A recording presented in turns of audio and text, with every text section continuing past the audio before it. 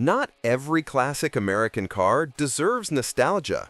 Today, we're counting down 11 American vehicles that were so poorly engineered, badly built, or dangerously flawed that they damaged their manufacturers' reputations for decades.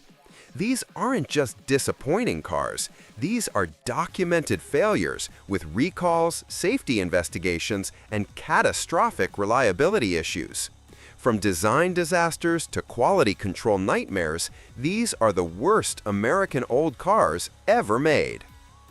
Number 11. 1960 Edsel. The 1960 Edsel takes our 11th spot as one of history's most catastrophic automotive failures. Ford discontinued the entire brand after producing only 2,846 units, making it the only automobile never actually produced during its designated model year. By 1960, the controversial horse collar grille was gone, and the car looked nearly identical to Ford's own models, eliminating any reason to buy one. Ford lost over $250 million on the Edsel program, equivalent to over $2.6 billion today. Quality control was abysmal from launch. Edsels arrived at dealerships with such shoddy build quality that dealers spent time and money making them presentable before sale. The cars were built on existing Ford and Mercury lines with no Edsel-specific worker training. The 1960 models came with a subpar 2-speed Milo-matic transmission that generated numerous customer complaints. Production ended November 19, 1959, just 5 weeks after the cars went on sale, cementing the Edsel as the ultimate symbol of corporate failure. Number 10. 1970 to 1978 AMC Gremlin. The AMC Gremlin was created by chopping 12 inches off the back of a Hornet, resulting in poor weight distribution and compromised handling. The rear seat became cramped, weight distribution became nose-heavy, and handling was compromised. The truncated rear end created limited cargo space with only a small pop-up rear window that was prone to breakage. Many early cars suffered from carburetor troubles, electrical problems, rust, and steering that felt vague and heavy. Build quality varied significantly, with cheaper interior materials and poor workmanship typical of AMC products. The rear glass hatch became notorious for falling off while driving due to weak aluminum hinges.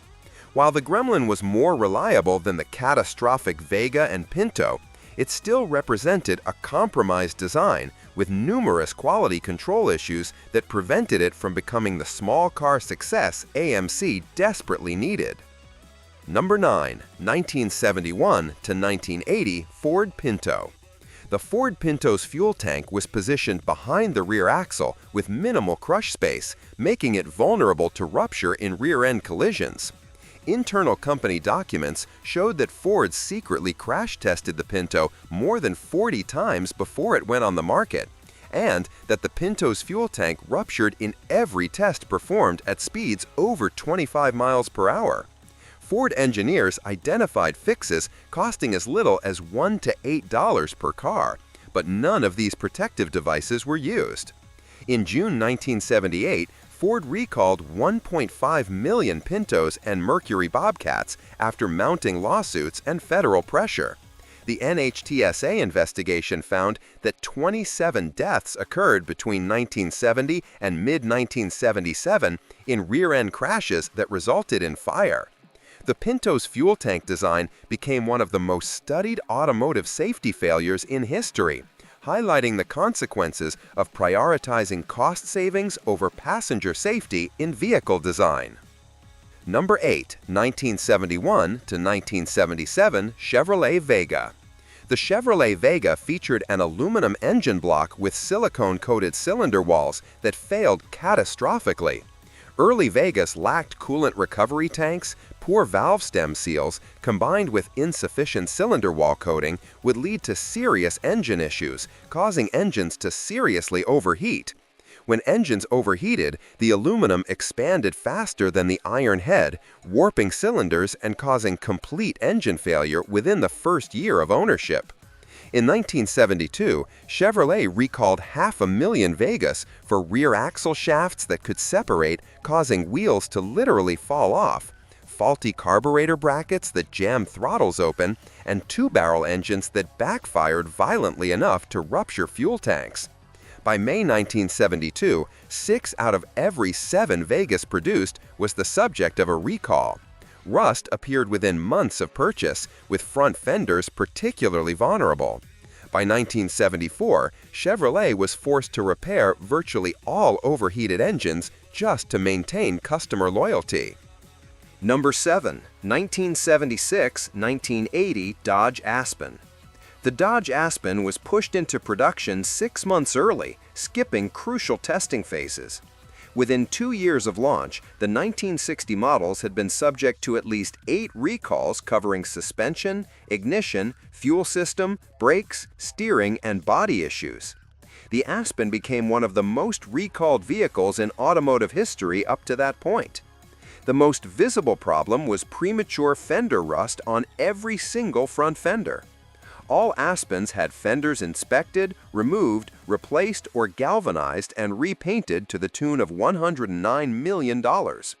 Chronic problems with stalling led to a recall of 1.3 million Chrysler models in 1977.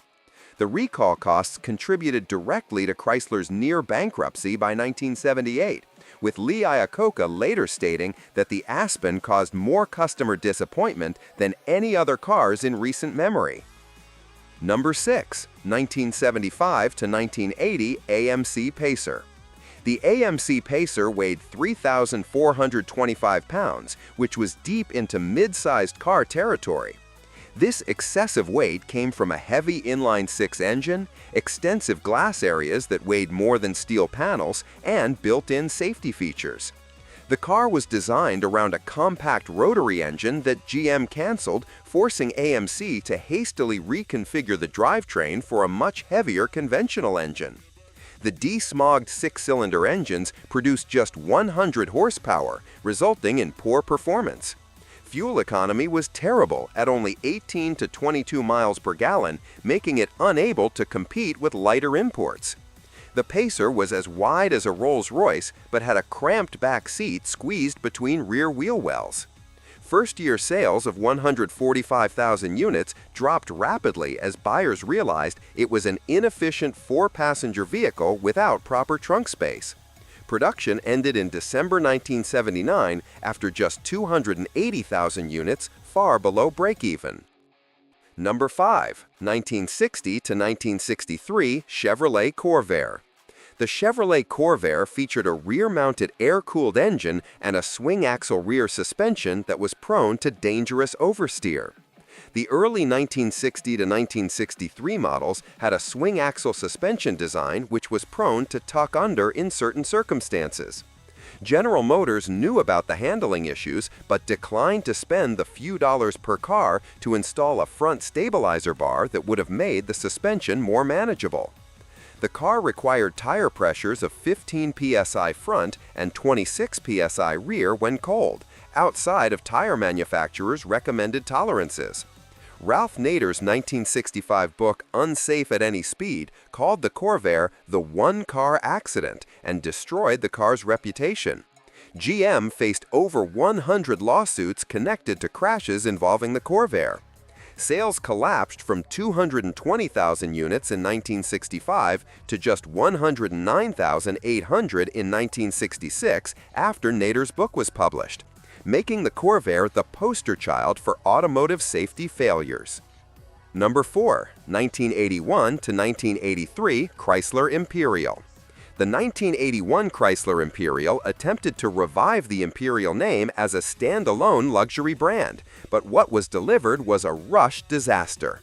Built on the same K-car platform as the economy Dodge Aries and Plymouth Reliant, the Imperial was fundamentally a dressed-up compact car pretending to be a luxury sedan. The 318 V8 engine was shoehorned transversely into a front-wheel drive layout, creating a cramped engine bay that made routine maintenance nearly impossible. The Imperial's problems were legendary from launch. The digital dashboard failed constantly with flickering displays and complete blackouts. The electronic voice alert system became infamous for malfunctioning, either staying silent when needed or speaking randomly without cause. Build quality was atrocious, with water leaks around windows, door seals that failed, and paint that peeled prematurely. Most embarrassing was the Imperial's size. It was smaller than many mid-sized cars, yet commanded a luxury price. Sales were disastrous, with only 12,385 units sold in 1981 and production ending after just 3 model years with total sales under 16,000 units. Number 3. 1975 to 1977 Ford Mustang II. The Mustang II took an American performance icon and transformed it into a forgettable economy car built on a modified Ford Pinto platform. The base 2.3-liter four-cylinder produced just 88 horsepower, while the optional 2.8-liter V6 managed 105 horsepower. When Ford finally offered a 5.0-liter V8 in 1975, it produced only 140 horsepower, less than half what Mustangs delivered just 5 years earlier. Performance was embarrassing, with even V8 models taking over 10 seconds to reach 60 miles per hour. Common problems reported by owners included rust in body panels and undercarriage, front suspension issues, engine problems, and transmission issues. The Mustang II inherited the Pinto's cheap construction, mediocre handling, and overall lack of refinement. While it sold over 1 million units and was named Motor Trend's 1974 Car of the Year, the Mustang II damaged the Mustang's performance reputation for years, proving that slapping a legendary badge on a subcompact platform doesn't create a worthy successor. Number 2. 1976 to 1987 Chevrolet Chevette. The Chevrolet Chevette had a rough and underpowered engine, crude suspension that delivered a harsh ride, and an interior lined with cheap plastic in depressing colors. Construction quality was poor, with workers sometimes welding Coke bottles into door sills during assembly, creating mysterious rattles that were impossible to fix.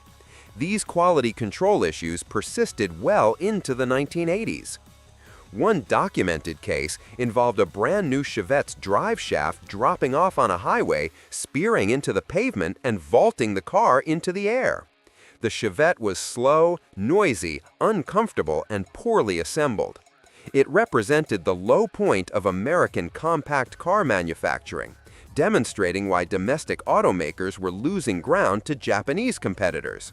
While it sold in decent numbers due to low pricing, the Chevette couldn't match foreign competitors in reliability, refinement, or basic transportation duties. Number 1. 1978 Oldsmobile Delta 88. GM's diesel engine became one of the greatest automotive disasters of the 1970s and 1980s.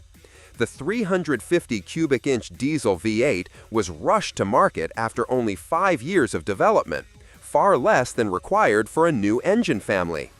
GM engineers based the diesel on Oldsmobile's gasoline V8 architecture, but the engine suffered severe reliability issues. They used the same head bolt pattern designed for much lower gasoline engine compression ratios, which was a catastrophic compromise. The insufficient head bolts stretched and broke under diesel's much higher cylinder pressures, leading to blown head gaskets that allowed coolant to leak into cylinders, causing hydrolock and complete engine destruction. GM omitted a water separator from the fuel system to save costs, causing widespread corrosion in injection pumps and fuel lines. When engines failed, repair costs often exceeded $2,000. A class-action lawsuit eventually forced GM to pay up to 80% of the cost of replacement engines upon failure. The disaster soured American consumers on diesel passenger cars for 3 decades.